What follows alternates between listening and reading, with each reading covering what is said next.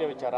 ತೆಲುಗು, ತಮಿಳು ಎಲ್ಲ ಕಡೆ ಹೋದ್ರು ತುಂಬ ದೊಡ್ಡ ದೊಡ್ಡ ಸಿನಿಮಾಗಳು. ವಿಶ್ವಂಬರ, ಈಗ ಚಿರಂಜೀವಿ ಅವ್ರ ಜೊತೆ ಆಗಲಿ, ಈಗ ಸರ್ದಾರ್ 2, ಕಾರ್ತಿ ಅವ್ರ ಜೊತೆ ಆಗಲಿ, ತುಂಬ ದೊಡ್ಡ ದೊಡ್ಡ ಸಿನಿಮಾಗಳ ಕೈಗೊಂಡು ಬರ್ತಾರೆ ಅನ್ನೋದು ಎಷ್ಟು ಖುಷಿ ಇದೆ ಅಂತ. ಆ್ಯಸ್ ಆ್ಯಕ್ಟ್ರಿಗೆ ಆರಂಭದಲ್ಲಿ ಒಂದಷ್ಟು ಕನಸುಗಳು ಹೇಳ್ತಾ ಇದ್ವಿ, ಈ ಥರ ಪಾತ್ರಗಳು ಮಾಡಬೇಕು ಅಂತ. ಅಂಥದ್ದೇ ಪಾತ್ರಗಳು ನಿಮ್ಗೆ ಕೊಡ್ಕೊ ಬರ್ತಾರೆ ಅಂತ ತುಂಬಾ ಖುಷಿಯಾಗುತ್ತೆ. ಅಂದರೆ ಇಷ್ಟು ವರ್ಷದ ಜರ್ನಿಯಲ್ಲಿ ಆ್ಯಸ್ ಅನ್ ಆ್ಯಕ್ಟರ್ ಯಾವ್ಯಾವ ರೀತಿಯಾದ ಪಾತ್ರಗಳು ಮಾಡಬೇಕು, ಅಥವಾ ಒಂದಷ್ಟು ದೊಡ್ಡ ದೊಡ್ಡ ಪ್ರೊಡಕ್ಷನ್ ಹೌಸಸ್ ಆಗಿರಲಿ, ಆ್ಯಕ್ಟರ್ಸ್ ಆಗಿರಲಿ, ಡೈರೆಕ್ಟರ್ಸ್ ಜೊತೆ ಕೆಲಸ ಮಾಡಬೇಕು ಅಂತ ಎಲ್ಲ ಆ್ಯಕ್ಟರ್ಸ್ಗೂ ಇರುವಂಥ ಒಂದು ಆಸೆ ಆಗುತ್ತೆ. ಸೊ ಐ ಥಿಂಕ್ ಅದು ನನಗೆ one by one step by step ಆಗ್ತಾ ಇರುವಂಥದ್ದು ತುಂಬಾ ಖುಷಿ ಇದೆ. ಆ್ಯಂಡ್ ಅದಕ್ಕೆ ನಮ್ಮ ಕನ್ನಡ ಜನತೆ ಆಗಿರಲಿ, ಪ್ರೆಸ್ ಆ್ಯಂಡ್ ಮೀಡಿಯಾ ಎಲ್ಲರೂ ತುಂಬಾ ಸಪೋರ್ಟ್ ಕೊಡ್ತಾ ಬಂದಿದ್ದಾರೆ ಇಷ್ಟು ವರ್ಷ ಆದರೂ. ಸೊ ಯಾವಾಗಲೂ ಅದಕ್ಕೆ ಚಿರಋಣಿ.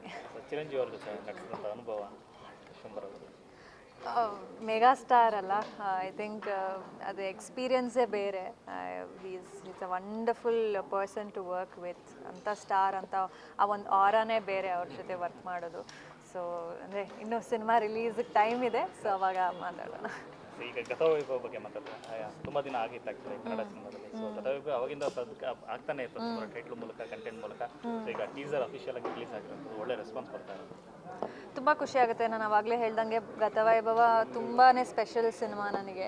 ಇಷ್ಟು ಕೆರಿಯರಲ್ಲಿ ಇಷ್ಟು ವರ್ಷಗಳು ಮಾಡಿರೋ ಸಿನಿಮಾಗಿಂತ ತುಂಬ ವಿಭಿನ್ನವಾಗಿದೆ. And at the same time ಹೀರೋಗೆ ಎಷ್ಟು ಇಂಪಾರ್ಟೆನ್ಸ್ ಇರುತ್ತೋ, ಒಂದು ಲವ್ ಸ್ಟೋರಿ ಮಾಡಬೇಕನ್ನೋದು ಎಲ್ಲ ಆ್ಯಕ್ಟ್ರೆಸ್ಗೂ ಒಂದು ಇರೋ ಆಸೆ.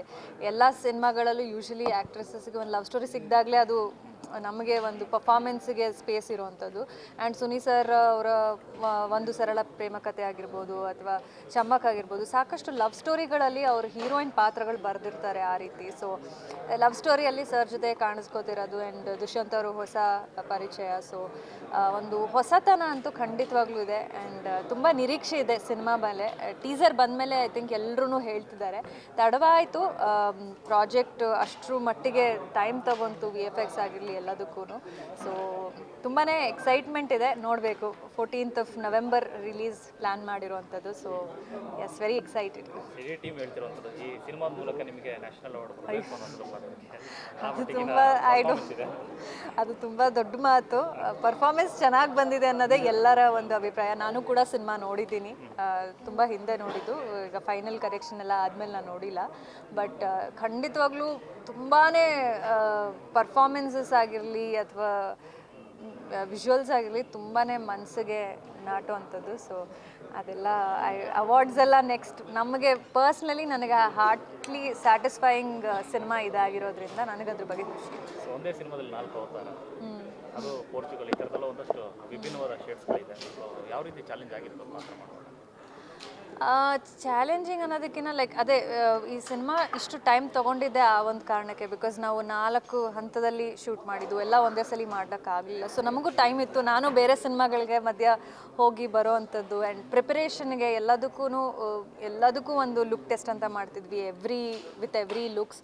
ಆ್ಯಂಡ್ ಅದಕ್ಕೂ ಕೂಡ ವರ್ಕ್ಶಾಪ್ ಮಾಡಿದಂಥದ್ದು. ಮಂಗಳೂರು ಪೋರ್ಷನ್ ಅಂತೂ ನಾವು ಆ ಕರಾವಳಿ ಭಾಷೆ ಕಲಿಬೇಕಿತ್ತು. ಇಬ್ಬರೂ ಮಂಗಳೂರು ಭಾಷೆ ಬರಲ್ಲ. ಸೊ ಅಲ್ಲಿ ಟ್ರೈನರ್ನ ಕರೆಸಿ ಆ ಭಾಷೆ ಕಲ್ತಂಥದ್ದು. ಆ್ಯಂಡ್ ದುಷ್ಯಂತ್ ಅವರು ಕಂಬಳ ಓಡಿಸೋದಾಗಿರಲಿ ಎಲ್ಲವನ್ನೂ ತುಂಬಾ ಕಟ್ನಿಟ್ಟಾಗಿ ನೋಡಿ ಅಭ್ಯಾಸ ಮಾಡಿ ಒಂದು ಸ್ಕ್ರೀನ್ ಮೇಲೆ ಬಂದಿರುವಂಥದ್ದು. ಐ ಥಿಂಕ್ ಅದಕ್ಕೆ ಎಲ್ಲರೂ ಇಡೀ ಟೀಮ್ ಅಷ್ಟು ಕಾನ್ಫಿಡೆನ್ಸಲ್ಲಿದೆ ಇವತ್ತು. ತುಂಬ ಒಳ್ಳೆ ಪ್ರಿಪ್ರೇಷನ್ಸ್ ಆಗಿದೆ. ಆ್ಯಂಡ್ ಅದು ಸ್ಕ್ರೀನ್ ಮೇಲೂ ಕಾಣ್ತಾ ಇದೆ ಇವತ್ತು. ಮತ್ತೆ ಯಾವ ಕನ್ನಡ ಸಿನಿಮಾ ಆದಷ್ಟು ಬೇಗ, ಅಂದರೆ ಈ ರೀತಿಯಾದ ಒಂದಷ್ಟು ತುಂಬ ಹೊಸದು ವಿಭಿನ್ನವಾಗಿರೋಂಥ ಒಂದು ಸ್ಕ್ರಿಪ್ಟ್ಸ್ಗಳು ಬಂದಾಗ ನಮಗೂ ಕೂಡ ಇನ್ನೂ ಹೊಸದೇನಾದ್ರು ಬರಲಿ, ಇನ್ನೂ ಚಾಲೆಂಜಿಂಗ್ ಆಗಿ ಬರಲಿ. ಇಷ್ಟು ದಿನಗಳು ಆಶಿಕನ ತುಂಬ ಒಂದು girl next door, cute, bubbly ಈ ಥರದ ರೋಲ್ಗಳಲ್ಲಿ ನೋಡಿದ್ದು. ಆ್ಯಂಡ್ ಲುಕ್ ವೈಸ್ ಎಲ್ಲರೂ ಮೆಚ್ಚುಗೆ ಪಡಿಸಿರುವಂಥದ್ದು. ಬಟ್ ಪರ್ಫಾರ್ಮೆನ್ಸಲ್ಲಿ ಆ ಒಂದು ಆಳ ಆಗಿರಲಿ, ಒಂದು ಡಿಫ್ರೆನ್ಸ್ ನಮ್ಗೆ ಆ್ಯಸ್ ಅನ್ ಆ್ಯಕ್ಟರ್ ಚಾಲೆಂಜಿಂಗ್ ಆಗಿರಬೇಕು. ಸೊ ಆ ರೀತಿಯಾದ ಪಾತ್ರಗಳು ಬಂದರೆ ಖುಷಿ ಅನಿಸುತ್ತೆ. ಈ ಹಿಂದೆ O2 ಸಿನಿಮಾ ರಿಲೀಸ್ ಆಗಿತ್ತು PRK ಸಂಸ್ಥೆಯಿಂದ. ಅದು ಆಲ್ಮೋಸ್ಟ್ 1.5 years ಆಯಿತು.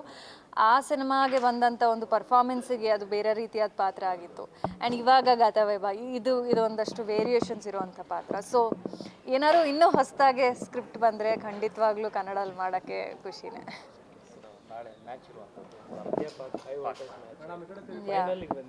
ಹೌದು, like for the first time ತುಂಬಾ ಎಕ್ಸೈಟ್ಮೆಂಟ್ ಇದೆ. ಏನೂ ಹೇಳೋಕ್ಕೆ ಇಷ್ಟಪಡಲ್ಲ. ಕಾತರದಿಂದ ಕೂತ್ಕೊಂಡು ನೋಡಬೇಕು ಅನ್ನೋ ಒಂದು ಆಸೆ ಅಷ್ಟೇ. ಶೂಟಿಂಗ್ ಬದಲು ನೋಡ್ತೀರಾ ಕ್ರಿಕೆಟ್ ಎಲ್ಲ, IPL ಆಗಲಿ ಅಥವಾ ಕ್ರಿಕೆಟ್ ಮ್ಯಾಚಸ್ ಎಲ್ಲ? Yeah definitely.